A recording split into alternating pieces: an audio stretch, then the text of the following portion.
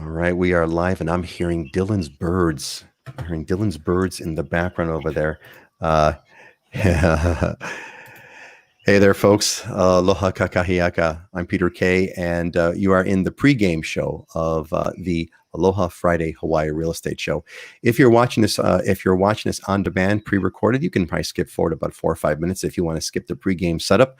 But I am here, and it's been one of the it's a slightly of a Twilight Zone show today. Twilight Zone show because it was originally the show starts at 10, but there was a operator error. Me being the operator, I started at 9, and it was scheduled at 9, and Facebook gets screwed up if it's on 9.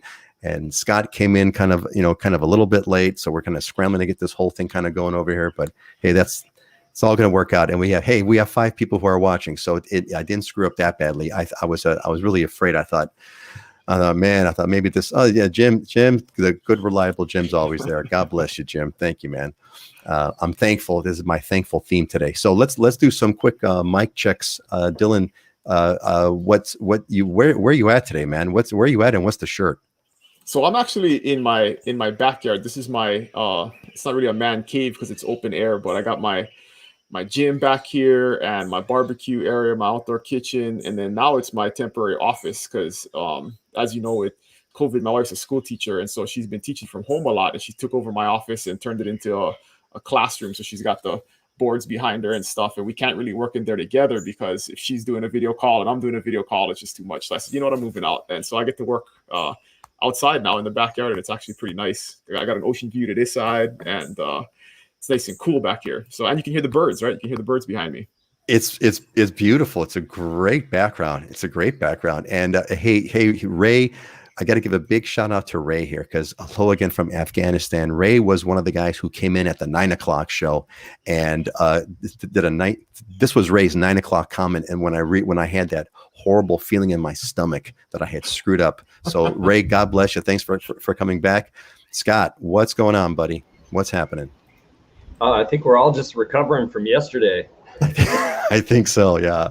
No, I mean, it was a great time for me yesterday. It was the first time I ever cooked a turkey. So I'd never done it before. So I had a 20-pound turkey that I cooked in the oven. I had to call my mom for the scratch gravy recipe. So I went to town. I had a lot of fun in my kitchen, just cooking everything. And it was good. I got in the zone and just hours just passed by, just having fun. Had two people over. That's awesome, man. And I think Jonathan is a new member of our Ohana here, working from Lanai. Sounds amazing. Yeah, it does.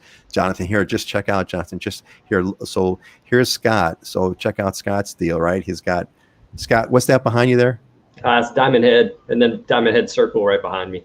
Okay, well. That's that. So that's not a fake video, right? That's not like fake video background on a green screen. That's like the real deal, right? And look at where Dylan's at, man. He's like in the middle of Dylan. If you didn't have that white post right behind you, you swear you're like in the middle of a jungle.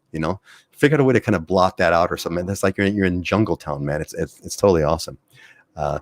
This is what we can be thankful for, right? So I want to welcome everybody who is here with us and who will be joining us. This is I asked the guys to say, hey, it's Black Friday, it's right after Thanksgiving, it's a Thanksgiving weekend. You guys still sure you want to do this? And they're like, yeah, let's do it. So I was like, okay, all right, we're gonna do it. So we're gonna thank everybody and let's get our real show started. And once again, I really want to thank you all for attending. It gives me, this is the Thanksgiving weekend, right? So today is the 27th of November, 2020.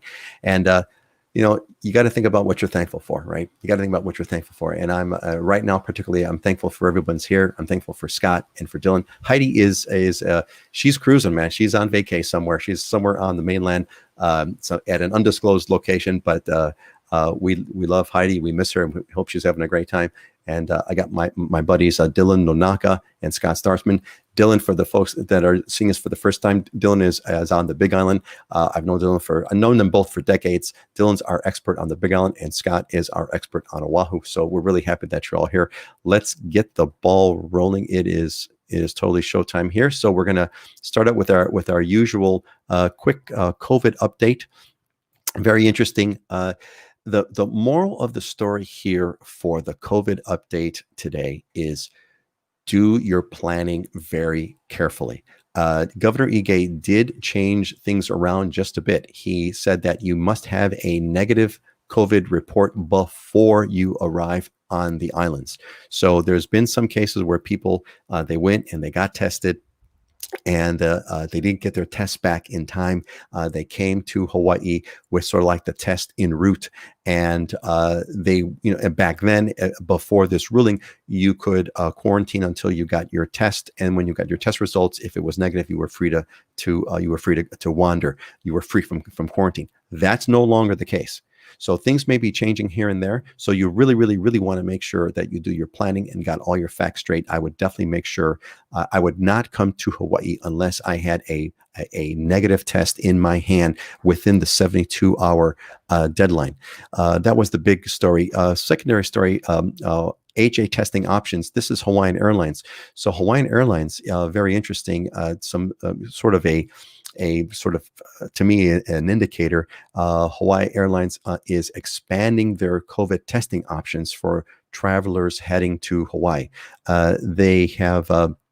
They're offering drive-through and walk-up pre-flight tests in Los Angeles, Las Vegas, Portland, and Seattle. Results are guaranteed within 36 hours.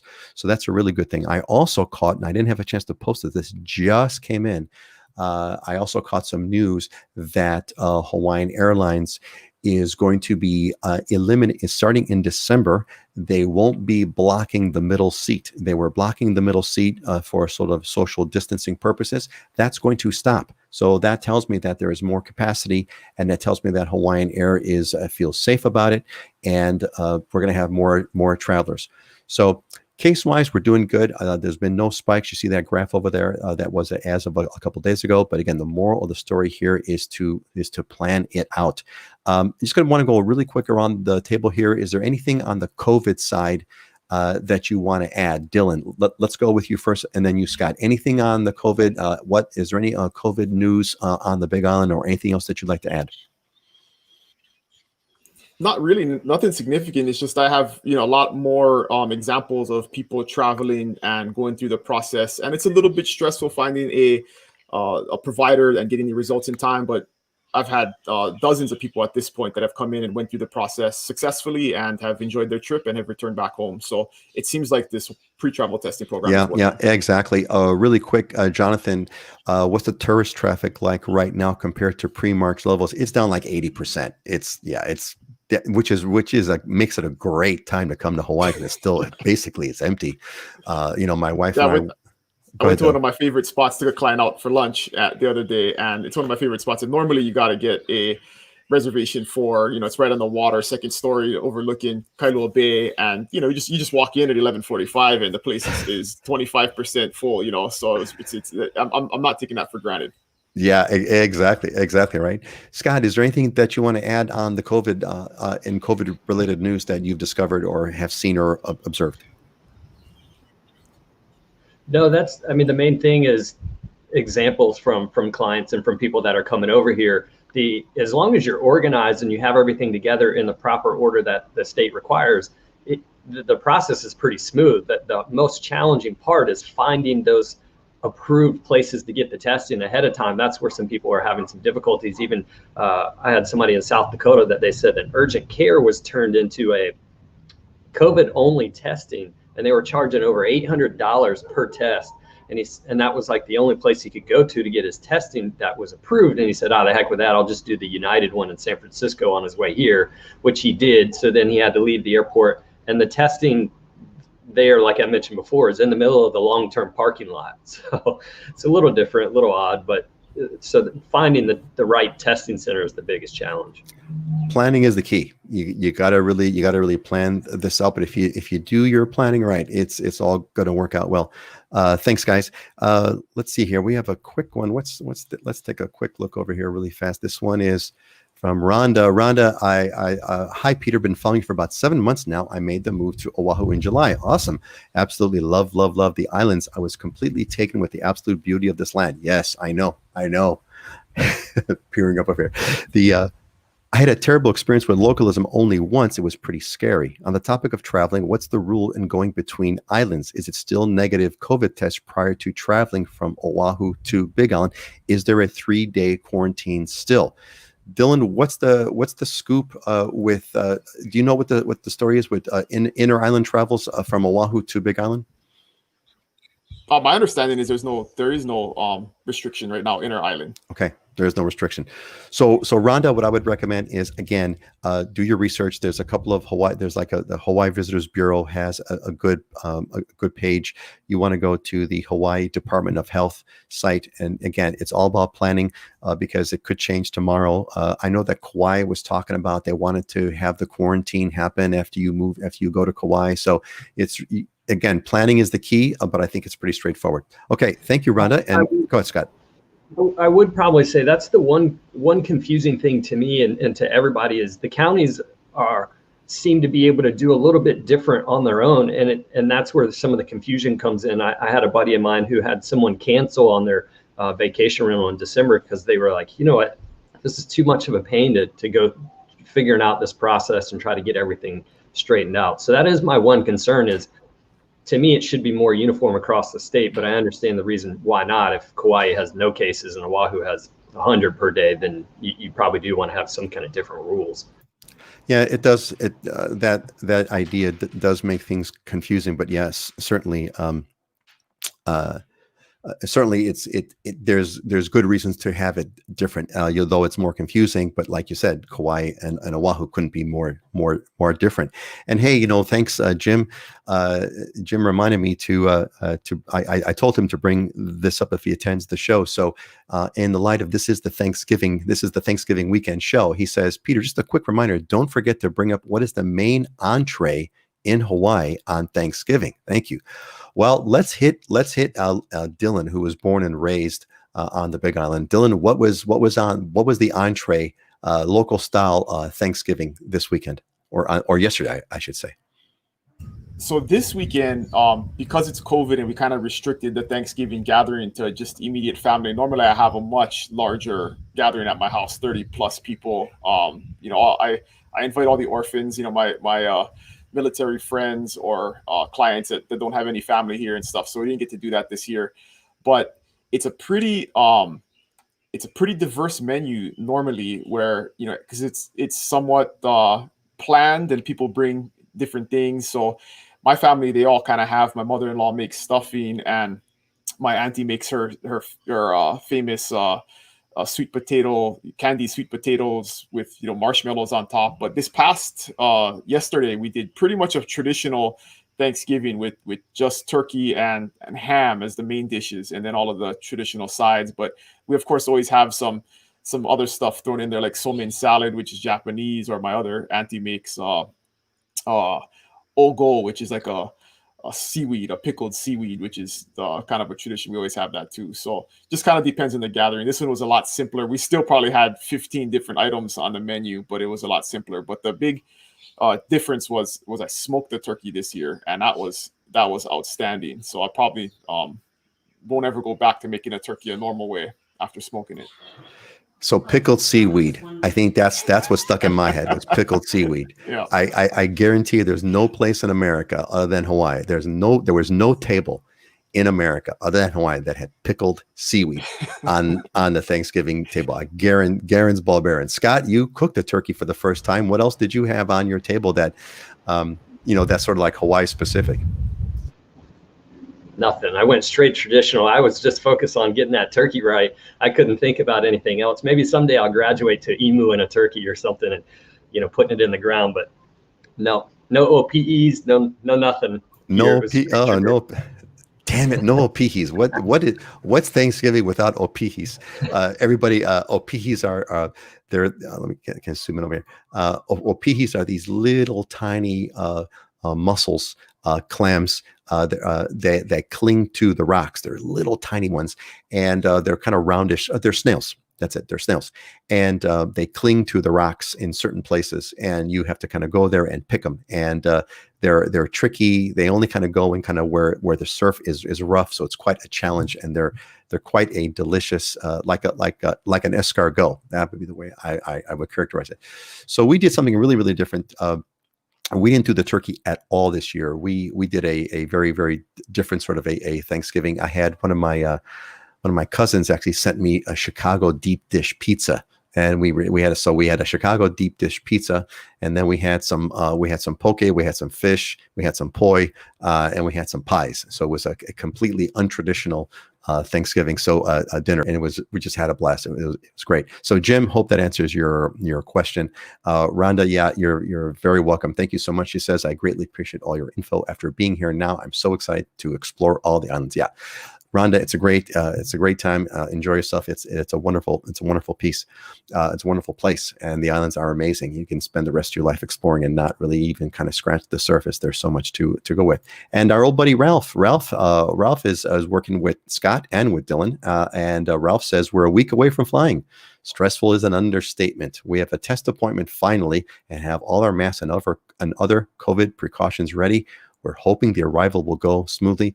Ralph, I hope you are too, and I'm sure you guys are going to be doing your planning. And Dylan, I think they're gonna visit the Big Island first, if I'm not mistaken, right? I think was the plan was they're going to land in Oahu, but they were going to make a trip over. All right. There. So yeah, we've been talking. Well, yeah, Ralph, we're looking forward to seeing you, buddy, and you and your wife. That should be a lot of fun. Hopefully, I have a sense you folks are going to be over planning, if anything. So I'm sure it'll turn out well. Narida Lopez, Peter, is the job market still difficult in Hawaii? Great question, Narida. So I actually asked an employment agency that very question just last week. So your timing is perfect. Here is the simple answer on the job market. It's yes and no. The yes difficult part is the typical jobs like restaurants and service industries and hotel jobs and all those ones that have been kind of shut down due to COVID. Terrible. There's a lot of people that are unemployed. There's a lot of people. There's far more people looking for jobs than there are jobs available. So from that sense, the job market is terrible. However, if you have a highly skilled and rare, if you have a rare skill, a rare and high skill that is in need in Hawaii, that is in demand, that might work out well. So it really depends on the given person. It depends on the situation of whether or not the job market in Hawaii is good or bad. If you have a valuable, sought after skill that is rare and that is needed in Hawaii, I could high confidence to tell you that the job market for that will be good. But that requires to do a lot of research. That was a good topic. Dylan, is there anything you want to add to that? No, I totally agree. There's definitely always a need for high skilled workers, especially things like nurses and doctors and engineers. You know, there's because of the high cost of living and because you can make a similar salary in a lower cost of living state, a lot of people, especially local kids that end up getting those types of educations move away. There's always a problem with brain drain here where people with those skills move away. So yeah, if you're in the service industry or retail industry, it's not the best time. But if you have some other type of skill, it's a good time. And it sounds like a joke, but it's serious. My advice with people looking for a job here is if you just show up and you can pass a drug test, you probably be in high demand. So you just got to show up and work hard and because a lot of times it's hard to find work to show up. That's a classic Dylanism, man. That's a classic Dylan line there. And I realized I was wearing my blue blocker lenses, which are okay, but there's too much glare, so I took them off. I don't need prescription lenses; they're blue blockers. Anyway, yeah, that's a classic Dylan line. If you could show them pass a drug test. Scott, what's you want to add? Is there anything you want to add to the conversation? I mean, you're exactly right. The biggest challenge my family's had on the Big Island all these years is always finding good employees to work in the restaurant and stick around and not jump around, leave, surfs up, don't show up for work. That's always been a challenge on the Big Island for some of our stuff. So yeah, I mean, it's obviously the restaurant, retail industry, hotel industry is hurting right now. Yeah, they're in bad shape. But yeah, showing up, there's another saying, right? Showing up is 90% of the job, right? So Jim, glad we answered. Hope that answers your question, Jim. You saw a kind of good variety that kind of spanned the whole thing here from one extreme to another. I still think of pickled seaweed. I just can't get my mind off of pickled seaweed for Thanksgiving. So Ray says, hey, for Scott, Waikiki Banyan, any update on where they stand in regards to Bill 89 and their way ahead for short-term rentals? I haven't. I'll have to look into that, but no. I mean, they're maybe on the next show we can come. We'll come back and we'll have yeah, and I can post it in the comments here. I'll have to have a look. Ray, look, if you want, there's a link in the description to send us your questions. If you want, send us the question in the link, and I'll make sure Scott gets it, and then he can respond to you directly. All right, and from Raul. Thank you all for the great information. Job transfer came through, and I should be on Oahu for the start of 2021. There you go, man. And you got the sunset profile picture there. That's Raul's getting ready, man. And stay with us, Raul. Stay with us. All right, let's move on. It's been great. I kind of feel like this is like a relaxed. It's like it's the Friday, right? It's Black Friday. I feel relaxed. We don't have to be as structured and as kind of hurried as we. And for some reason, I'm just kind of feeling that right now. And we got 27 people with us live, which is great. All right, let's hit the next thing. Let's go to our market update. So I want to get a quick update on kind of what's occurred over the past couple weeks since we had our last show. Let's flip this around. Let's go with Scott first. Scott, why don't you kind of fill us in on what's the latest things that you've observed on Oahu? We're still in a pattern here where very limited supply and heavy on the demand side, many buyers in the market, multiple offer situations on your normal housing, non-Waikiki, non-second home. And I called a couple of agents in the Waikiki market because last week when I was looking at the numbers, the prices hadn't dropped much in Waikiki. It was like 2%. I'm like, this doesn't make sense. So I called agents that had listings and they were saying, hey, we're having 1 to 2 showings a month. One brought one up in Waikiki Pavilion, which is a good building down in Waikiki. And he said, yeah, we were trying to hold out on our price and somebody dropped theirs by 30 grand below what the last one had sold and finally got it into escrow. So that's where the pain is in that Waikiki area. So the deals, if you want a deal, that's where you can have it. Now, if you go out to Royal Kania, there was a couple of townhouses that came up for sale there and they had 16 to 25 offers between those units. So completely different marketplaces where you have your, regular living, your workforce housing and living and whatnot is really busy, both on the townhouse condo side and the single family home side. In fact, we have 4 out of every 10 homes that sells is being bid up over the list price. Wow. It's still busy, and it will be through the holidays. I don't think it's going to slow down. We have warm temperature all year round here. So we don't hit those lulls like you would in the mainland where people during the wintertime aren't doing showings as much. You got snow. We're fairly consistent. We'll slow up during the holidays some, which I actually think is a good time to come on the market for sellers because you have even less competition right now. And then I don't know why it is, Super Bowl Sunday over here for some reason. Right past that, we start to pick up through the summer months all the way through the summer. Interesting. Yeah, great, Scott. So basically, it's like the consistent theme that has been really since COVID is outside of Waikiki, it's normal, or if anything, like you said, prices are being bid over list. I saw an article a week or so ago, whatever, that big price jumps in the median prices in homes. But again, Waikiki is kind of where the deals are. So if you want a deal, and if you're okay with living in Waikiki, go ahead, Scott. And I would say this too is I'm actually looking forward to the day where we don't have the economic stimulus coming in or some of the economic government help, because I look at this in a couple of ways. Older people are probably not moving out of the home and into a condo right now. They're just going to kind of sit in place, let these things pass through. So you lose that segment of sellers coming on the market.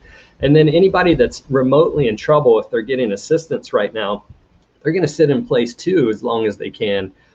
So I almost kind of feel like there's this the unintended consequences. The restriction on supply and the lowering of interest rates has increased the buyer demand. So it's really thrown things out of whack a little more than normal.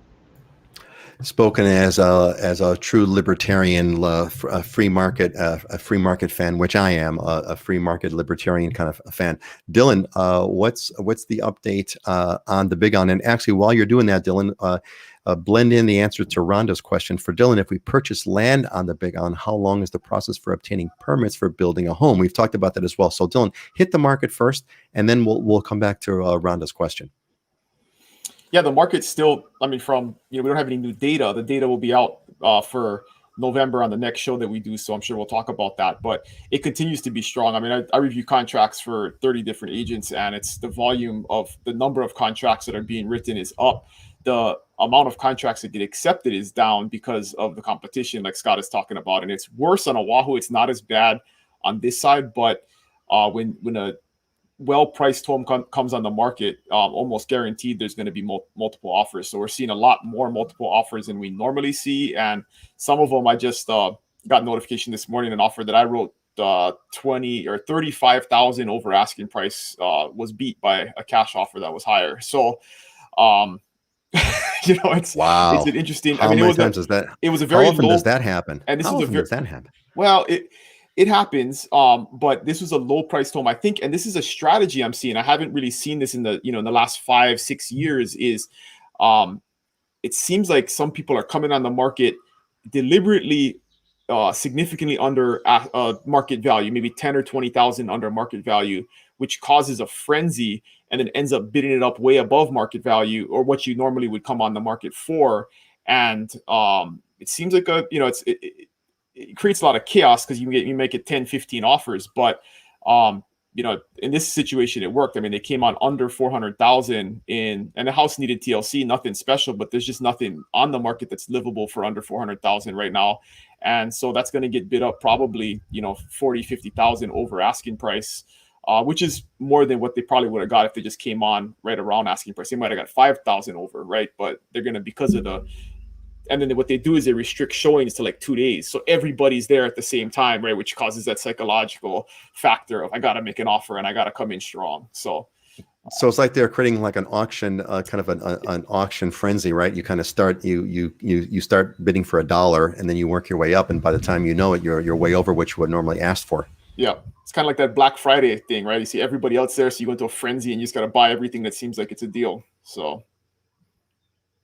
Okay, so the building permit question. So, that depends on how complicated your plans are, but I would say plan 3 to 6 months. I'm hopeful that process gets better. Of course, politics always has a effect on these things, and the mayor that we have coming in that is going to be taking over here in December is a much more reasonable, pro kind of consumer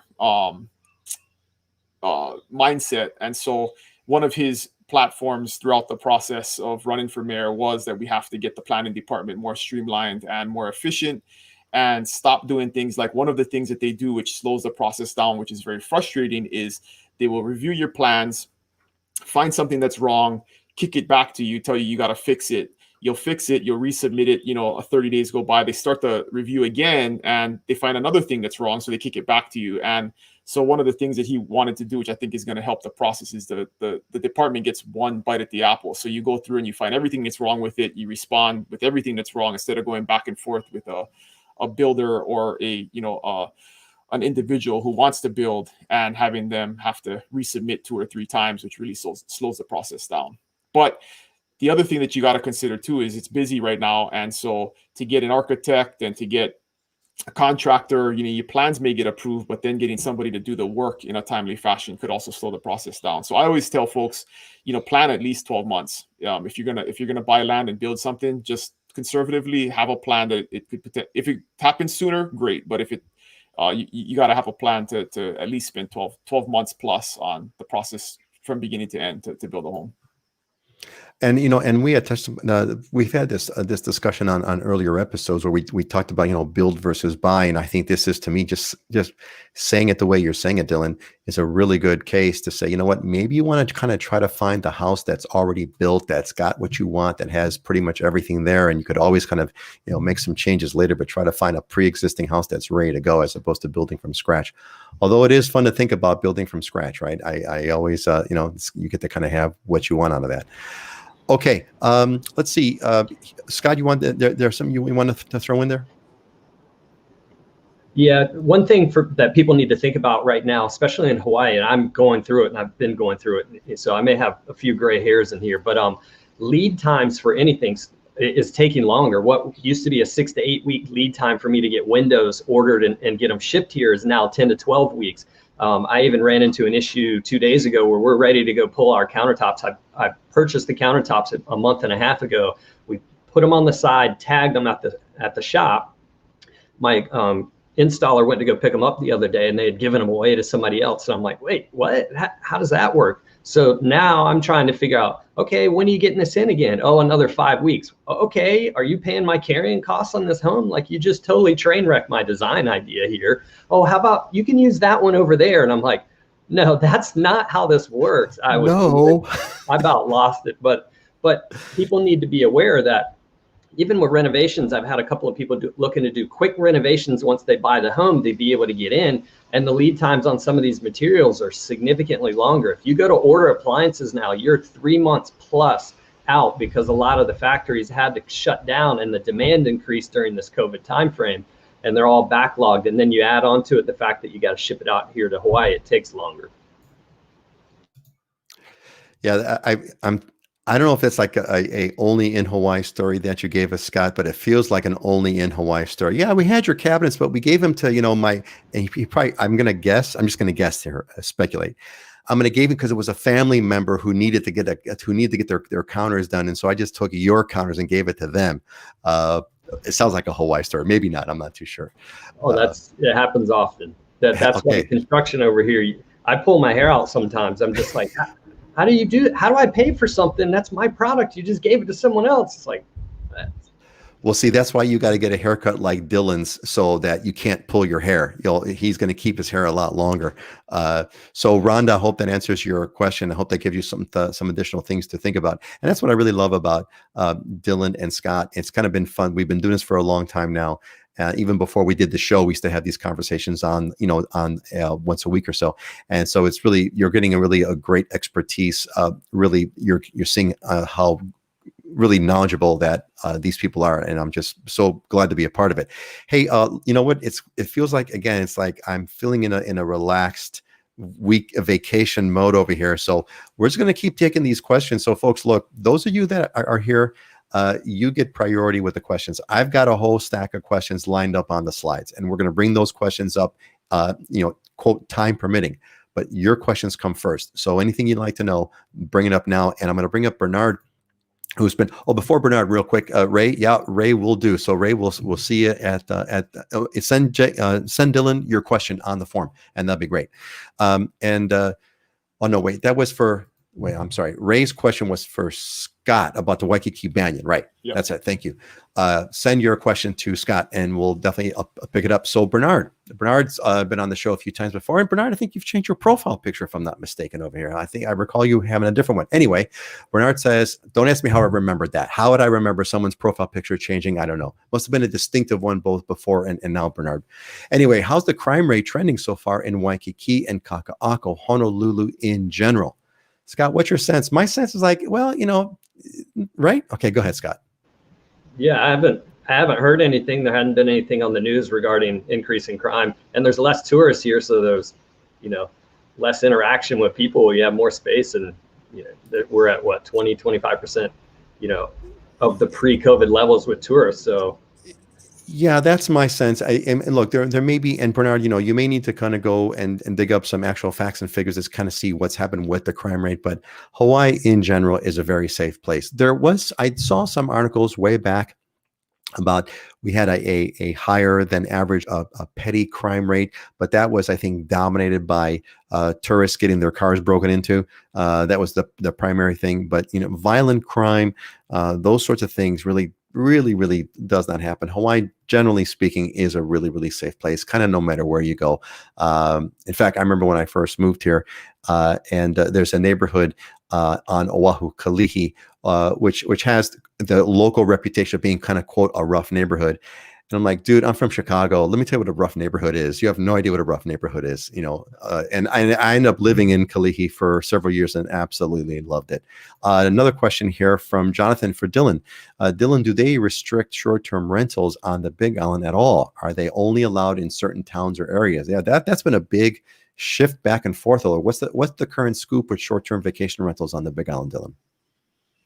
Yeah, we're about a year into a restriction. So previous to October of last year, there wasn't any, but there is now. You have to either be in a resort zoned or one of the zoning districts that they allow for short-term rentals. And primarily those are condo complexes. There are a few areas with single family homes that do have the right zoning where you can apply for and get a permit.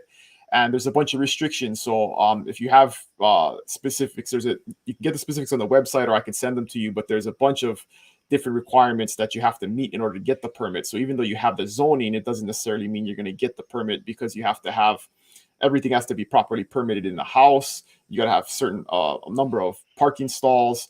There's a bunch of different restrictions that you have to go through. So that is to apply and get the permit.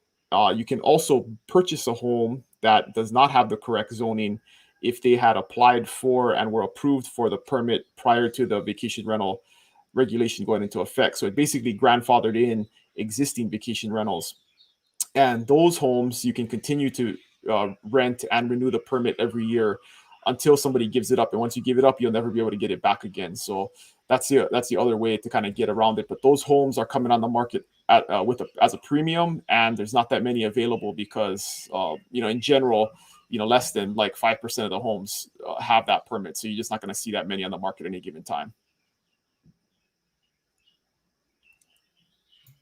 Oh, I was muted there. Thanks, Dylan. Really appreciate that. We got a follow-up from Ralph. Short-term is 30 days or less, right? I think it's different for each island. Dylan, what's short-term rental on Big Island? Yes, it's defined as multiple rentals in a 30-day period. So if you do one rental per 30 days or more than 30 days, 5-6 weeks at a time, then the regulation doesn't apply.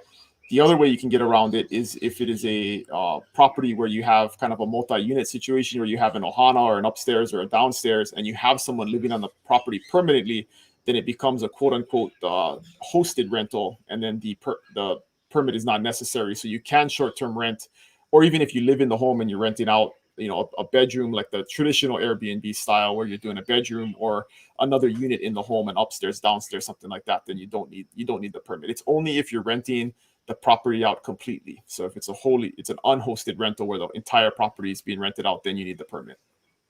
That's an interesting a twist over here, a nuance. If you're living in the home, you can rent out the rooms, kind of a la Airbnb, or kind of Airbnb. You can rent out those rooms, and you are outside the short-term vacation rental distinction. It's okay to do. Okay. But as soon as, so basically, so the trigger is a short-term rental is when the entire property is rented out for under a 30-day period and multiple times within that 30-day period. So in other words, if you just rent it out once in 30 days, and then you didn't rent it out, let's say you rented it out for 2 weeks, and then you waited for 30 days to rent it out again, that would not be considered a short-term vacation rental. Correct? Correct. Yep. And there's one more nuance. Get around it, and that's if the home is your primary residence per the IRS, and there's a bunch of tests that will qualify your home to be your primary residence. But basically, if you're living in the home 6 months plus 1 day out of the year, and there's a few other criteria that you have to meet. But if the IRS recognizes it as your primary residence, you can then short-term, then the bill doesn't apply either. The regulation doesn't apply. So, if you're living in it 7-8 months out of the year, and then you live somewhere else for 3 or 4 months and you want to short-term rent it during that time period, you can. Okay. All right. So that's interesting. Scott, what's the short-term vacation rental sort of rule set on Oahu? Yeah, it's 30-day minimum for residential zoning.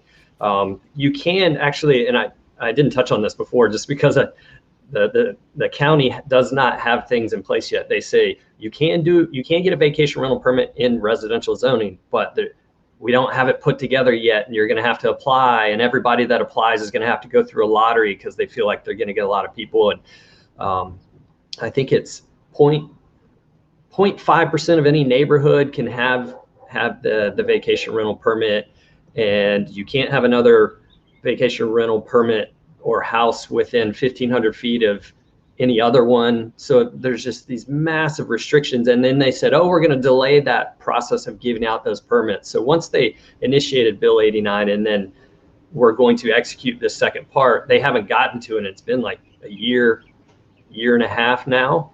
And they said they were going to delay it again. So eventually you'll be able to do something in the residential area if you can be one of those few people that can get a hold of that permit. And then there's just a ton of restrictions on what you can do. So that's going to be a whole interesting kind of mess going on Oahu when this thing becomes real, because there's some vacation rentals that have been sort of formally that have had a permit that are getting grandfathered in or whatever, and then there's the other ones that are going to try to get it. I wonder what they're going to do with like places again like Waikiki Banyan and all the vacation rentals that were on in Waikiki. Is that going to apply, or are those grandfathered in? No. So if you're Kuhio Avenue to Kalakaua Avenue, that's the resort zone district in Waikiki. Otherwise, if you're on the Mauka or mountain side or canal side of Kuhio, that's all apartment. They call it apartment zoning. It's A1 and A2 zoning for that density, and that's minimum 30-day. Okay. There's no way around that. Got it. Interesting. All right. Great. Thanks, guys. Really appreciate it. Let's get on. We're going to go through our slides. Time, your questions notwithstanding. Let's hit the first one. This one is. This was from Tom in Noblesville, Indiana, and he's looking for housing. He's looking for housing for 55 plus in Honolulu. Any suggestions? So I'm going to assume that, outside of regular homes, which are perfectly fine for 55-year-olds, maybe Tom is looking more for retirement communities, kinds of places. So Scott, what's as someone who is now over 55, this is a particular. I also have a selfish interest in this. What's the deal with? What would you say to Tom, who's looking for presumably retirement type housing? Yeah. So if you're looking for a single family home, we don't have the 55 and older single family home community. My parents are moving into one in North Carolina here in a month or two. I have a client that went into a huge one in Florida where the amenities they have are amazing. You have your golf cart, you drive around. We don't have any of that here. The land's just too expensive. We have senior living where you can, but it's all condo based. None of it is single family home based. So you move into the condo, you purchase the condo, move into the condo, you can have access to their cafeteria and things such as that and some of the amenities they have. And then as you transition along, you move into the assisted living portion of that facility. And they have them around Kaneohe in town. There's one in Mililani even, but there's none on the single family home side. And it's simply because the developers have looked at it, land's too expensive. It becomes unaffordable for the consumer at that point too. They'd have to charge so much for those homes, it would just be, completely priced out of the market. So there's a handful of condos. There's a handful of condos on Oahu that have that kind of thing. Dylan, what about Big Island? Are there any retirement type communities, formal retirement communities on the Big Island? One person might say that a huge part of Hilo is a retirement community, but formally speaking, what's available on the Big Island? Yeah, there aren't any like formal retirement communities. I mean, you could argue that all of Kona is a retirement community because that's what a lot of people are doing, is retiring from the mainland and moving over here. There's a huge segment of that. So, yeah, I mean, there are neighborhoods that are maybe older than other neighborhoods, but there's no neighborhoods that restrict age or anything like that. Okay, great. Let's move on to our next question. This is a Big Island question. So this is from Joanna of Alaska, and she says, I'm having a hard time finding a VDA. Oh, you know what? I'm going to skip this. This is actually a Kauai question. So let's just kind of skip this one.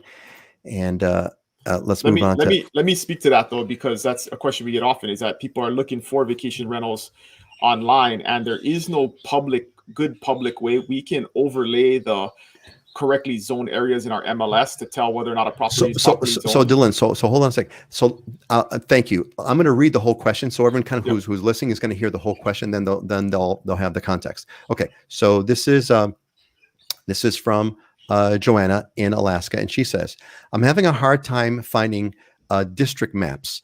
I've been looking on the government website and can easily find information about temporary vacation rentals, but no luck finding the map I'm looking for. If you buy a condo in a VDA, I'm assuming that means vacation designated area or whatever, that is not currently permitted, what is the process to become a temporary vacation rental? And is there any reason they can say no? I love your show." Okay, so the first part of that is there is no easy way on the Big Island anyways, maybe on the other islands there are, but there is no easy way to overlay the zoning with the active units that are on the market, right? The properties that are on the market. I mean, you can find zoning maps, but then to figure out where the property is actually located on the map based on, you know, listings you'll see for properties online, it's pretty hard to do.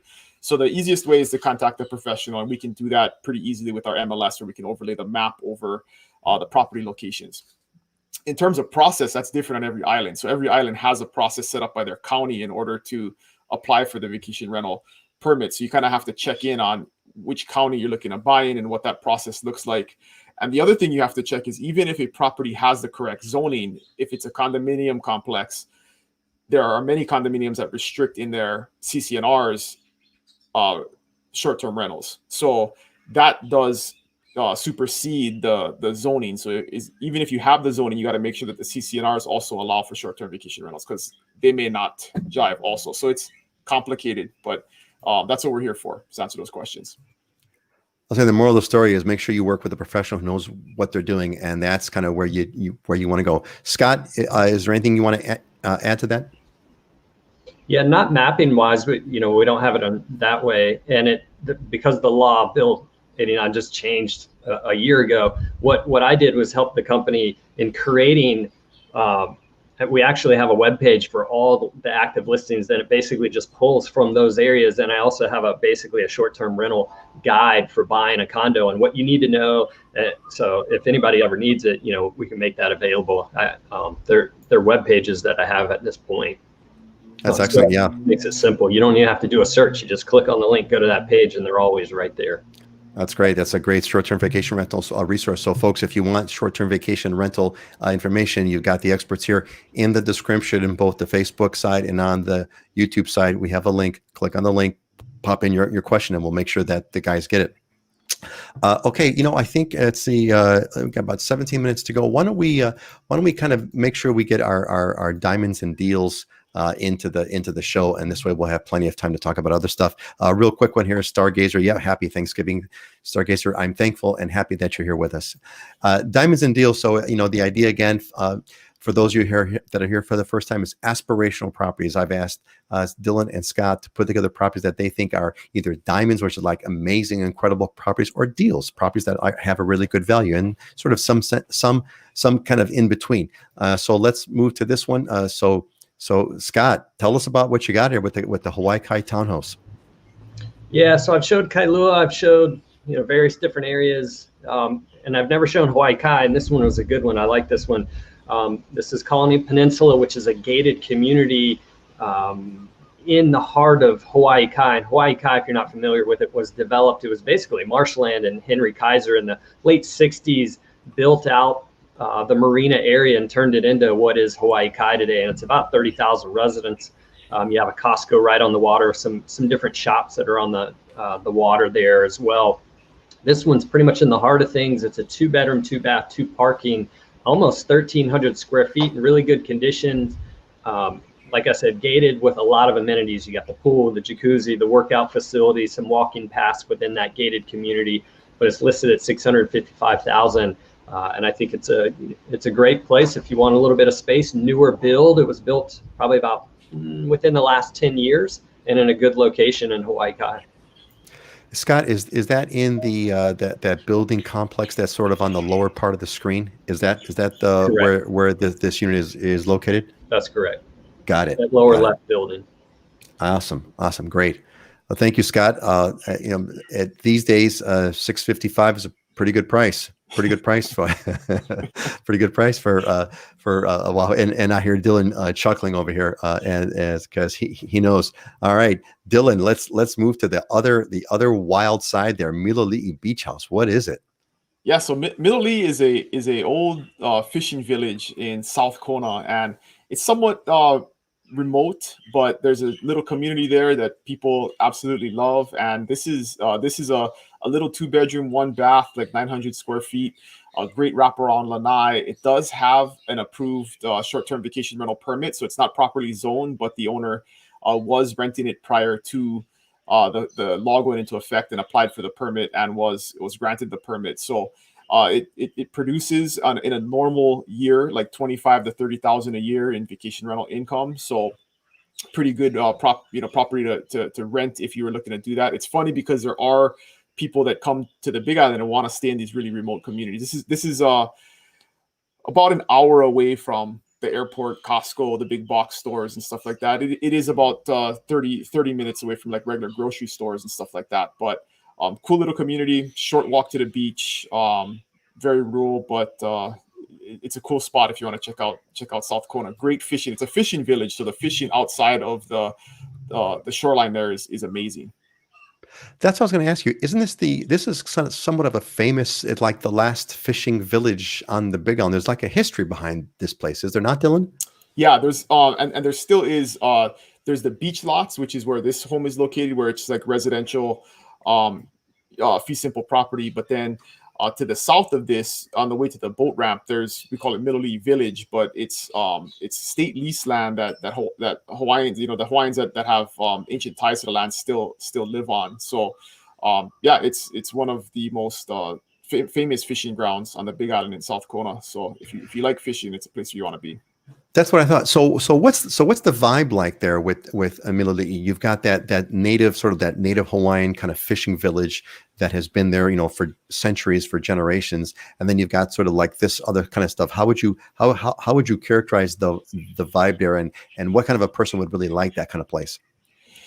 Like I always say, it's your attitude more than it is your heritage, your skin color. And I've sold a ton of property down there. I always joke to folks because some people, some realtors want to turn their nose up and say, I don't go to Miloli'i to sell property because it's so far away. But when I was young in the business, I took over a bunch of listings from an agent that was retiring and nobody wanted. And a bunch of them she was the queen of South Kona. So a bunch of them were in this area. So I built up a lot of business, a lot of friends in this area, and have sold many, many homes, most of them to outsiders.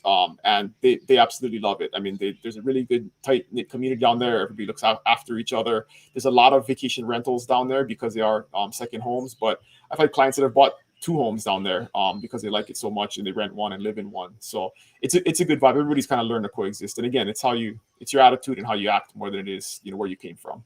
It's that classic local community, that classic local tight-knit community where the people that are still there are those that figured out the secret of what it is to live there, which is to accept and to, there's a million things we can explain in 1 minute. But that's great. Hey, thanks, Dylan. That's great. Is there anything else you want to add about the property? No, that's it. But all right. Fully furnished, turnkey ready. So wow. Photovoltaic on the roof. I mean, ready to go for $319,000. What a man. deal. That's it is, man. That is a deal. Hey, Scott, we had a question from David asking about. I was going to ask the same thing. How much are the HOA dues, maintenance fees, etc., Scott, on this townhouse? Scott, you're muted. We can't hear you. Yeah, they're in the 600 range. Pretty much all the townhouses in Hawaii Kai. They're newer and they're bigger and they have a ton of amenities. You think of it and they pretty much have it. Putting greens, the whole 9 yards. And they usually run in the $600 to $900 a month range. This one's more in the $650 range, which is on the lower side for Hawaii Kai. And there are a lot of amenities in there too. So there's a lot of amenities in there. What kind of stands out as something like, sort of extraordinary? We think about the pool, we think about grass. What else is sort of extraordinary there that you might not normally think of as an amenity that would be included?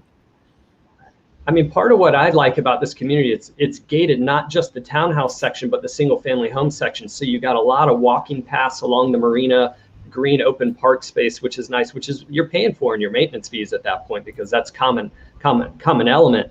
And because it's gated, you don't get people coming in here. So you have more privacy in that capacity and more open space and walking paths. But they have multiple pools, multiple jacuzzis, multiple workout facilities within the community that you share with the home side as well. Excellent. Thanks, guys. Okay, we got a few minutes left. Folks, if you've got some questions, this is the time to put them in. We got about 10 minutes to go on the show. I wanted to bring up a kind of a big picture topic. I try to make that part of the show now. So here's one from Scott in Dallas, Texas. And he says, "We love the Hawaiian culture, people, and history. What kind of advice can you give that would allow us to be accepted into the Hawaiian community as seamlessly as possible? Various volunteering activities in the community and through church come to mind. Are we on the right track?"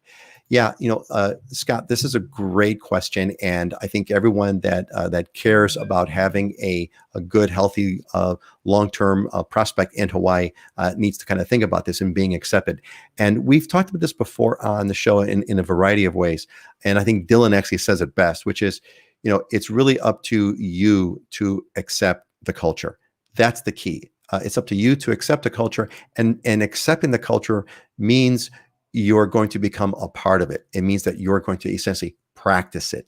You're going to let go more of your mainland cultural practices, so to speak, and you're going to embrace and accept and cherish and love the local practices. Essentially, with the way I characterize it is I say you basically have to become Hawaiian. Now, you're not going to be sometimes that's a loaded term. You're not native Hawaiian, but you have to turn Hawaiian in your values. You have to turn Hawaiian in your perspective. You have to turn Hawaiian in the way that you see things. And if you go through that, it'll be fine. And what you said is good. Volunteer, church is good. There's so many nonprofit groups. I've always told people, make sure you get involved. There's so many ways there's beach cleanups. There's a lot of Native Hawaiian groups that do cleaning up and or restoring of Native Hawaiian special places. There's lots of those. Those are the best ways for you to get involved and to meet others and to learn in a real way these cultural values. That's what I would say. Dylan, what's your advice to Scott on how to get accepted? Dylan, you're muted. We can't hear you. Yeah, I know we've talked about this in the past, but my simple thing I would add to that is to eliminate back where I came from your vocabulary. Yeah, we don't do it this way in so-and-so. Yeah, nothing's more annoying than us being told that we're doing it wrong and you did it better where you came from. Whatever it is, your food, your traffic, your development, your whatever it is. But that's one thing that definitely gets you a bad reputation here, is by using the way I did it where I came from. Nobody cares. Right. Nobody cares. And in fact, we don't want to do it the way that you're doing it where you came from. I don't want that, because if I wanted that, I would move there. I don't want that. That's why you moved here. You didn't move here because of it, right? Anyway. Yeah. Scott, like me, you moved to Hawaii decades ago. What would you say? What's the most important things that you learned as far as what it takes to kind of get accepted in Hawaii? Well, to be accepted, it's more relaxed over here. The lifestyle is more relaxed. It's a healthier place to live, and you have to kind of turn it down from the mainland. It's just coming here and being accepting of, new ways of living and the culture that's here. And it's very easy as long as you're friendly and more relaxed. It's a lot easier. The biggest thing I learned though was I never understood. I always used to wear my slippers into the house when I living in North Carolina.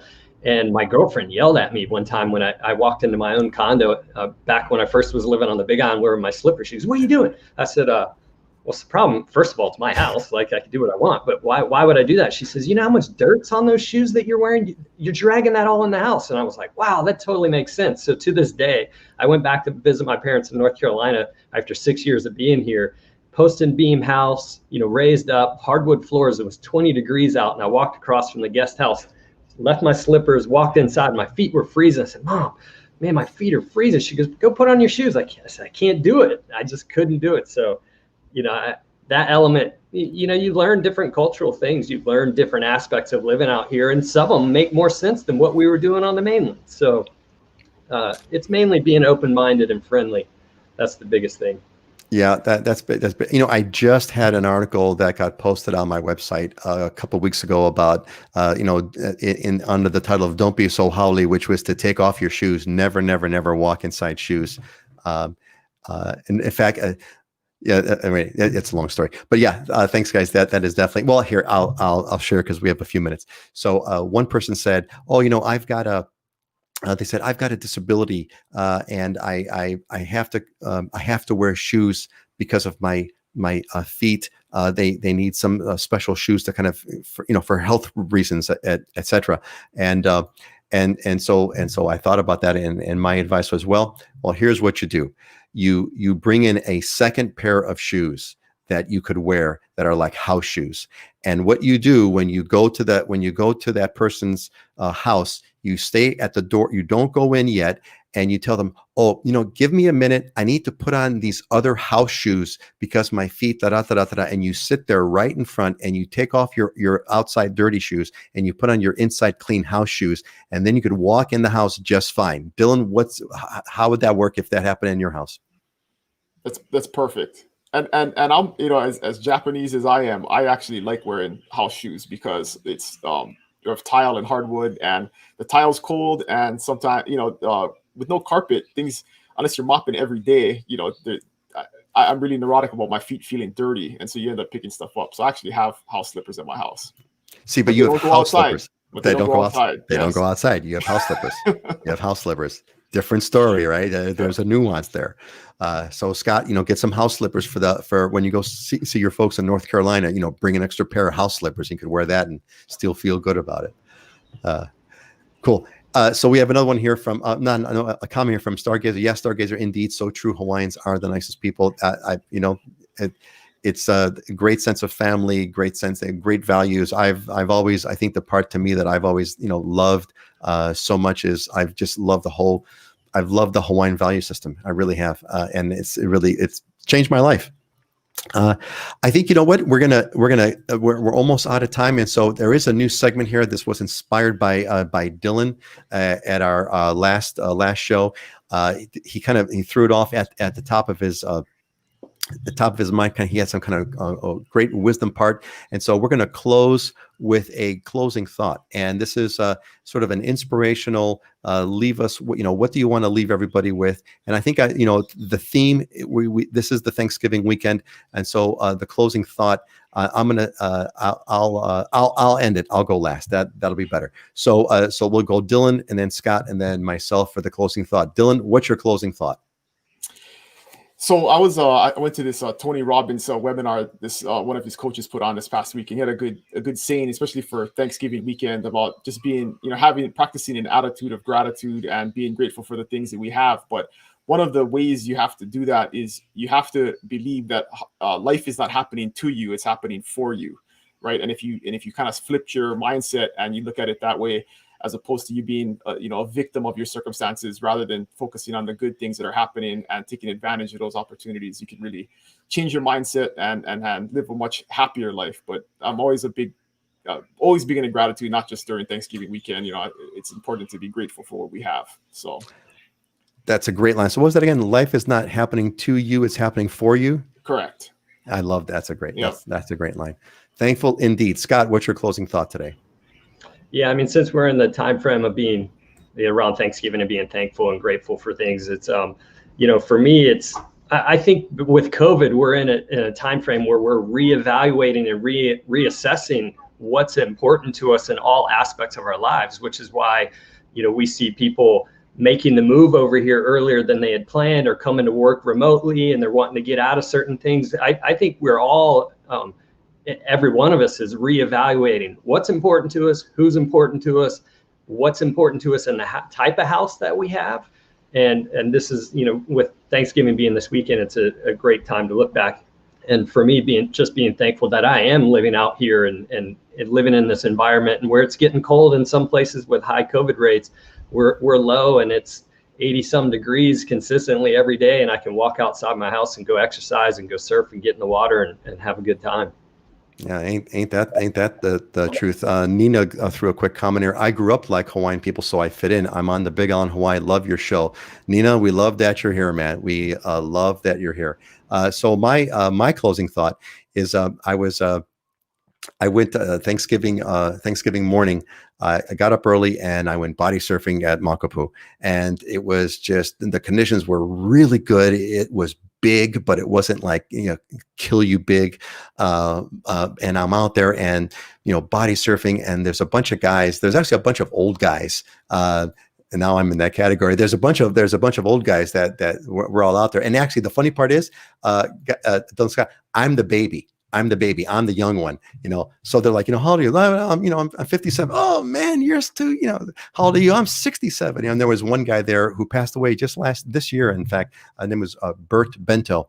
Bert Bento was a 70-year-old Hawaiian guy, and he would show up at Makapu, and everybody would just like bow to Bert, you know, and he would just shred the place.